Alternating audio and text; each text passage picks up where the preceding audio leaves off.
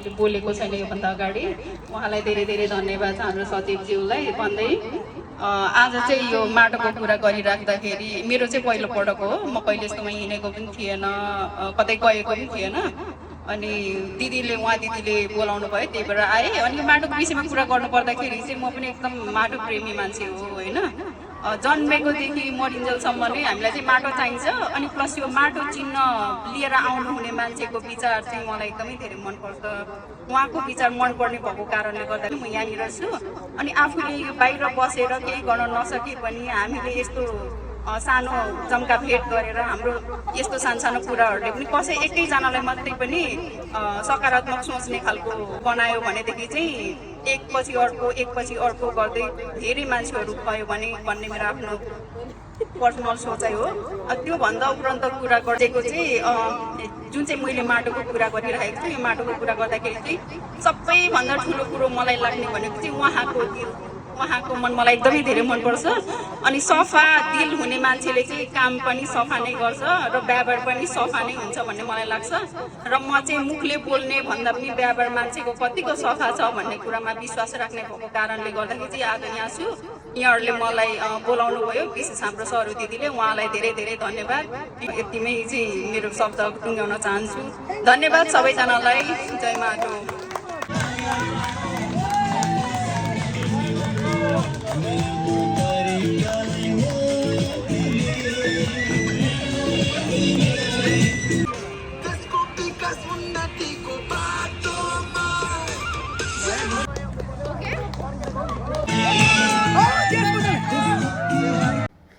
साथीहरू आज चाहिँ जय माटो भनेर भन्न चाहन्छु किनभनेदेखि हामी चाहिँ माथि जाँदैछौँ है आज चाहिँ धेरै हङकङवासी माटो मन पराउनेहरूको भेटघाट छ कि त्यसैमा हामी जाँदैछौँ त्यसैले मैले यहाँहरूलाई जय माटो भने जय माटो नहुने मान्छेहरूले माइन्ड नगर्नु होला प्लिज हामी चाहिँ अहिले मङ्किलतिर जाँदैछौँ अनि माथि मङ्किलमा पुगेपछि तपाईँको ट्याक्सीले मात्रै लगिदिँदो रहेछ क्या होइन अनि त्यही भएर हामी ट्याक्सी चढेर गयौँ त्यसबाट हामी जाने बित्तिकै तपाईँले देख्न सक्नुहुन्छ ऊ वाउ जाने बित्तिकै खाना क्या लक्की वान हामी गएर खानासाना खाइयो अनि खानासाना खाइसकेपछि यसो श्रम भन्नाले अब सानोतिनो कामहरू गरियो सघाइयो होइन त्यस पछाडि चाहिँ सबै मेरो चाहिँ भिडियो बनाउने काम नै हो होइन भिडियो बनाउँदै बसिराखेँ अनि सबैको मैले चाहिँ उयो के अरे आफ्नो विचार राख्नु भएको सबैको चाहिँ थोरै गरेर राखेको छु होइन यहाँहरूको कसैको भएन भने मन नदुखाउनु होला एकदम लामो भिडियो हुने भएको भएर थोरै राखेको छु अनि अगाडिको मेरो देखिहाल्नु भयो होला मैले बोलेको होइन मेरो चाहिँ पहिलो पटक हो नि त मैले बोलेको अनि त्यो भएर कस्तो नराम्रो सुनिरहेछ त्यही पनि स्वीकार्नु होला हाँसे पनि केही छैन होइन तपाईँ हाँसी नै दिए पनि केही छैन तर हेरेर बुझ्नु होला अनि मैले भन्नु खोजेको कुरा प्लिज मनभित्रैबाट बुझिदिनु होला है त so yeah that's all guys अब योभन्दा अगाडिको भिडियोहरू चाहिँ तपाईँहरू आफै हेर्दै जानुहोस् ल मैले जति पनि भिडियोहरू बनाएको छु यही अगाडि राखेको छु है त guys so yeah that's all thank you for watching by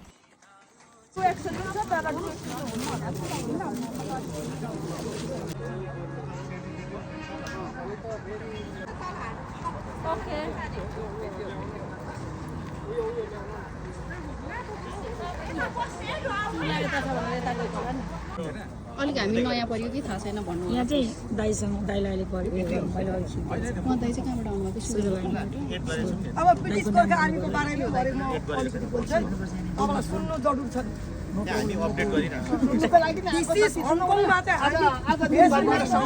पहिला टिकटक चाहिँ हेर्दै कि कहाँ हाँस उठ्छ क्या अहिले चाहिँ राम्रो यो लगाएपछि मान्छेले मैले हँसाउनु परेर त मलाई देखेर रुयो भने त मान्छे मर्छ त सन्तानमा मलाई देखेर हाँसोस् न मान्छेहरू होइन ह्याप्पिनेस जहिले खुसी रहनुपर्छ सन्तानमा रहेको नेपाली भने मेरो आह्वान छ one time you are alive, no come with the 2 times, 3 times. You understand? फेरि आउँदैन ला यही लाइफमा खुसी हुने बस्ने कुरा मेरो खुसी लाउँछु दिन्छु मेरो वुमन राइट मेरो अधिकारको कुरा होइन कसैको अधिकारलाई वञ्चित गर्नु खुसी रहनु दिनुपर्छ है मेरो भने तर यसमा अब कतिजना नयाँ हुनुहुन्छ कृपया तपाईँहरूले पनि यसमा आएर आफ्नो परिचय दिनु सक्नु त्यसैले गर्दाखेरि आज मलाई एकदमै खुसी लागेको छ हामी सबै खुसी छौँ जे भए पनि परदेशमा बसेर पनि आफ्नो माटोको प्रेम हामीले दर्शाएको छौँ भन्ने लाग्छ किनभने देश एकदमै परिवर्तनको सङ्घारमा छ त्यसको लागि चाहिँ अब हामी साँच्चै नै देश प्रदेशबाट सबैजना जाग्नुपर्ने अवस्था छ बुझ्नुपर्ने छ को राम्रो को नराम्रो भन्ने कुरो त्यसले गर्दा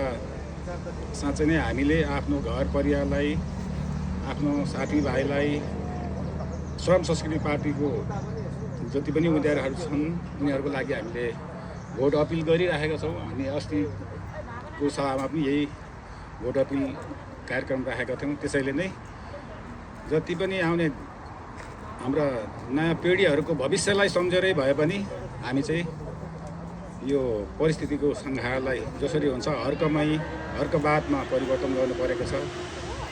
र यति भन्दै हाम्रो आफन्तहरूको भोट चाहिँ खेर नजाओस्, माटोमा होस् भन्ने हामीले सन्देश दिन चाहन्छौँ। यति भन्दै मेरो 2 शब्द यहीँ राख्छु। जय माटो, जय देश, जय नेपाल। जय माटो, नमस्ते। धन्यवाद। सबैभन्दा ठुलो कुरो अब तपाईँले यहाँ तल ड्याम देख्नु भएको छ होला। यो ड्याम देख्नुभयो नि, यो ड्याममा माथिपट्टि कहाँ के छ, हिमताल छ के छ छैन नि, तर पनि यहाँ पानी जमिरहेछ। हाम्रो देशमा त माथि हिउँ पग्लेर आएर जमेर कल बगिरहेको पानीहरू छ। सबै एकजुट हुनु जरुरी देखेको छु। हाम्रो देश बचाउनुको लागि 10 हरको सम्मानले मात्रै देश बचाउने होइन, श्रमदान हरको सम्मानले मात्रै गर्ने होइन।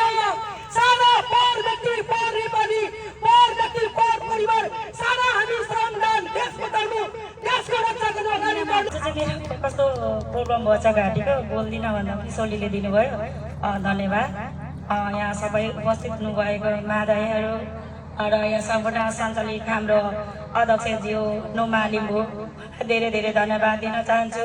र सम्पूर्ण यहाँ म अरू कुरा सबै भनिसक्नु भएको छ। म एउटा कुरा चाहिँ भन्नु खोजेको चाहिँ नेपालमा अहिलेको परिवेशमा, अहिलेको स्थितिमा श्रम संस्कृति पार्टी किन आवश्यक छ, किन जन्मियो। हामी देशमा धेरै परिवर्तनहरू आए, ठुल्ठुलो पार्टीहरू आए, परिघटनाहरू गरे। एकचोटि होइन 2 चोटि 5 चोटि प्रधानमन्त्री भइसकेको छ। हाम्रो देश किन झन् तल त्यो अवस्थामा हामी छौँ। हामी के कारणले यहाँ अर्काको देशमा कुल्ली गरिरहेको छ, हामी खेताला गरिराखेका छौँ। हामी देश हामीले यो शक्ति प्रयोग गर्न सकेको छैनौँ। कारण हाम्रो विगतको देशको नेतृत्वहरू, राजनीतिक दलहरू सबै स्वार्थी भएर नै हो। र विकल्प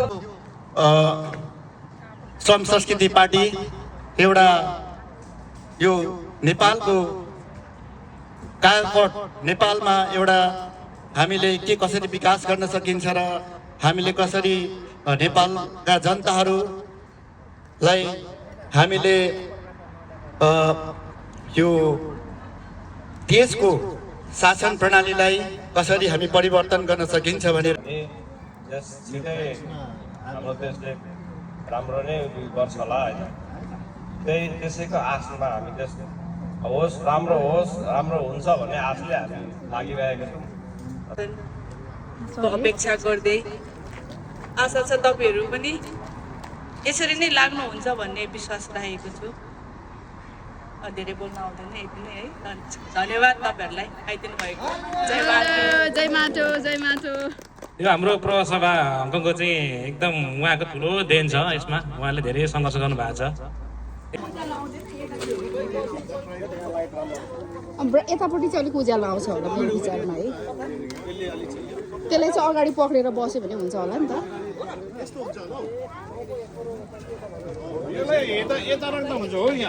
ल पक्रिहाल्नु ल, ब्यानर पक्रेर।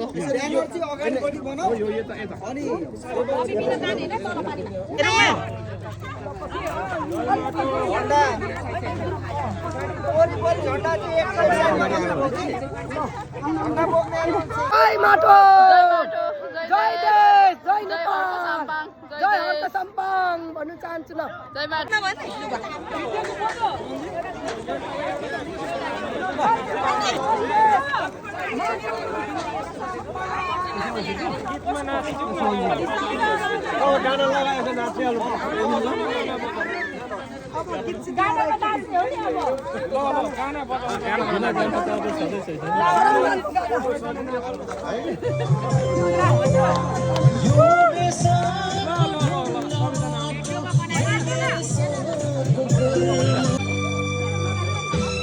तर श्रम गरेको देखाउने पनि हुनु पर्यो नि त एकजना मान्छे होइन, जसमा देखाउनेमा चाहिँ म पर्यो अलिकति।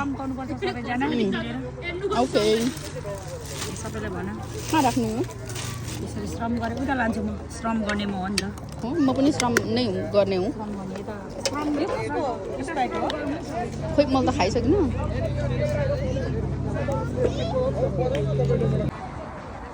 उहाँ हुनुहुन्छ अध्यक्ष हुनुहुन्छ उहाँ चाहिँ नुमा अनि त्यस पछाडि यहाँनिर हुनुहुन्छ सरू दिदी उहाँले मलाई इन्भाइट गर्नुभएको तपाईँहरू सबैलाई थाहा छ त्यसो उहाँ चाहिँ माया दिदी हो होइन माया दिदी हुनुहुन्छ र जति पनि हुनुहुन्छ यहाँनिर आउनुभएको सबै घर जानुलाई रेडी हुँदै हुनुहुन्छ सबै प्याकिङ भइरहेको छ अनि यता मात्रै नभएर उँधोपट्टि पनि छ क्या र उँधोपट्टि पनि सबै रेडी भइसक्नु भयो राइड जानको लागि अन्त अनि यहाँ मलाई रेडी भइसक्नु भएको छ अनि प्लस जेन्जीहरू पनि आउनु भएको छ सानसानो जेन्जीहरू पनि बाबा आमासँग आउनु भएको छ यो चाहिँ अब थर्मस थियो नि माया दिदी आइपुग्नु भयो यहाँनिर थर्मस सो अब चाहिँ हामी घर जाँदैछौँ गाइस भिडियोहरू हेर्दै गर्नु होला म जता जान्छु त्यतैको भिडियो बनाउँछु तपाईँहरूलाई थाहा छँदैछ होइन that's all bye see you next video है त